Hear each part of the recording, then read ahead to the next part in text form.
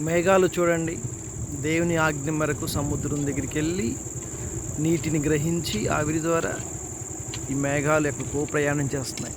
దేవుడు ఎక్కడ ఆజ్ఞ ఇచ్చాడో కురవమని, అక్కడ వర్షంపచేయమని. చూసారా, కారు మబ్బులు కమ్మేసినాయి.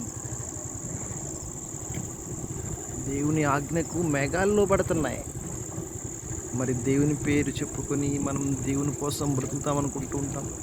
క్రిస్మస్ పండుగేనా, ఆయన రాకడ కొరకు ఎదురు చూస్తూ మేఘాల వల్లే భయభక్తికి వెళ్ళి బ్రతుకొద్దామా? ఆలోచించండి.